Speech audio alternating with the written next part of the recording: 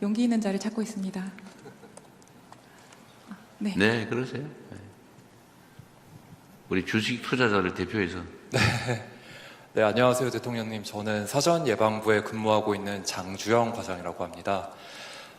저희가 지금 감시라든지 불공정 거래 근절 이런 부분도 많이 얘기를 나눴지만 대통령님의 공약 중에 코스피 5000 시대를 열겠다. 네. 그러니까 사실 제가 생각했을 때 증시 활성화랑 그리고 감시라는 게 어떻게 보면 약간 상충될 수도 있는 개념인 것 같아서 이걸 어떻게 균형감 있게 가지고 가실지 그런 부분들이 좀 궁금합니다. 그래, 이게 되게 중요한 지적을 하시죠. 시장은 가급적 자유롭게, 그게 원칙인데, 이게 이제 규제라고 하면 우리는 대체적으로 다 나쁜 거, 이렇게 생각하는 선입견이 있습니다. 근데 시장이 자유롭게 하기 위한 규제도 있는 거거든요. 규제는 다 나쁜 건 아니죠. 사람들의 생명과 안전을 지키는 규제, 시장이 시장으로서 제대로 작동하게 하기 위한 규제.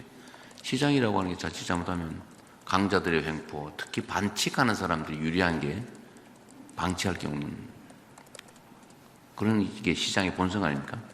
누구는 규칙을 지키는데 누구는 규칙을 안 지켜요. 그럼 규칙 안 지키는 사람이 훨씬 유리하죠.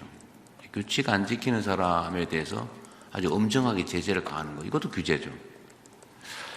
그런 측면에서는 전 규제를 합리화하는 게 중요하다. 완화가 무조건 좋은 건 아니다. 그러니까 잘못된 규제는 완화 폐지해야죠. 그러나 필요한 규제는 강화하고 만들어야죠. 그러니까 이게 지금 시장에 대한 감시 규제와 시장의 활성화는 얼핏 상충하는 게 맞죠. 그러나 시장 활성화를 위한 감시 규제가 필요하죠. 여러분이 하는 일이 사실 그거죠. 코스피 5000은 사실 제가 이거 5000을 반드시 임기 내에 만들겠다 이런 취지는 아니고 그걸 향해 가자. 여러분도 잘 아시겠지만 이게 지금 후진국 개발도상국들보다도 주가 순자산 비율이 낮잖아요. 순이익 비율도 낮고 배당도 안 해줘가지고 배당 성향이 중국보다도 공산국가라고 하는 중국보다도 낮고 그리고 수시로 내가 분명히 암소를 샀는데 송아지를 낳으면 주인이 남이에요. 그거 어떻게 믿고 암소를 삽니까? 그러니까 그런 이 비정상적인 거를 고쳐야 자유롭게 활발한 투자가 가능하다. 그런 것만 정상적으로 돼도 2배 정도는 평가받을 수 있겠다. 왜냐하면 핵심적인 게 몇 가지 있죠. 그러니까 이런 오늘 주로 얘기한 시장의 불공정성, 불투명성을 개선하는 것. 그 다음에 좀 제도적인 거지만 지배주주들, 소수 대주주들의 횡포, 경영권 남용을 억제하는 것. 예를 들면 상법 개정이 거기에 속하겠죠.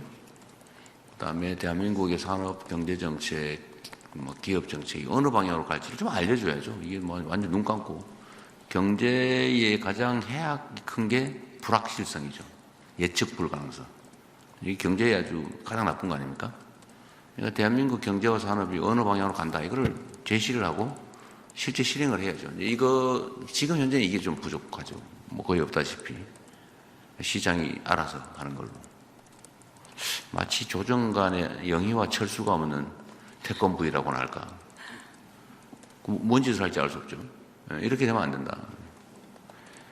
그래서 산업경제정책을 분명하게 제시하는 정부 역할. 그리고 또 하나 있죠. 이게 대한민국의 특수성인데 지정학적 리스크. 이게 아직도 전쟁 중인 나라 법적으로는 전 세계에서 군사 밀도가 가장 높고 특히 남북이 군사적으로 강대강 대치를 하게 되면 경제에 완전히 악영향이 오죠. 그래서 이런 평화체제를 구축하는 것. 이런 몇 가지 요소들만 좀 정상화되면 저는 대한민국 주가가 그러니까 정상평가를 받는 정도만 해도 저는 2배를 넘길 거다. 당시 이때 한 2,400, 500 정도였으니까요. 그렇게 저는 보고 그렇게 해야 되겠다라고 마음 먹었는데 다행히 오늘은 제가 출발할 때, 도착할 때하고 지금하고 주가 변동폭이 어떤가요? 떨어졌어요? 올랐어요? 왔다 갔다 했죠. 예. 지금 얼마예요? 지금 2,890.52인데 끝날 때쯤은 다시 오를 것 같습니다. 위로 말씀 감사합니다. 예. 잠시 조정이라고 봐야죠. 2보 전진을 위한 1보 후퇴. 어쨌든 이런 몇 가지 요소들을 좀 정리를 하면 저는 상당히 정상화됐고, 정상화되면 2배 정도는 거의 가까이 갈 수 있겠다. 근데 거기에 제가 장담을 했잖아요. 민주당 정권 이재명 정부 수립 자체만으로도 3천원 갈 거다. 노력을 해야죠. 그래 거기다 이제 산업경제정책도 제대로 만들어서 이제 집행이 시작되고, 또 실질적으로 공정화, 투명화를 위한 조치가, 실질적 조치가 이제 시행이 되고, 시장 참여자들이 다 그걸 당연하게 받아들이고, 어쨌든 뭐 평화정책이나 이런 것들이 좀 되면 많이 좋아질 거다. 저는 그렇게 믿어요. 그리고 실제로 우리나라는 또 한 가지 있는데, 투자 수단이 부동산밖에 없습니다. 전부 부동산에 매달리고, 그중에 황금성이 있는, 쉽게 좀 돈으로 바꿀 수 있는 게 집이다 보니까 다 집을 투자 수단으로 삼잖아요.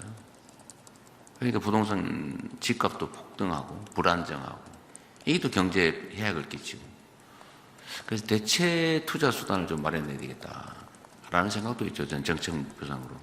그럼 결국 자본시장을 육성해야 되는데, 대한민국 주식시장을 떠나서 뭐 국장 탈출은 지능순 이런 소리 해가면서 다 해외로 나가고 이러면 어떡합니까?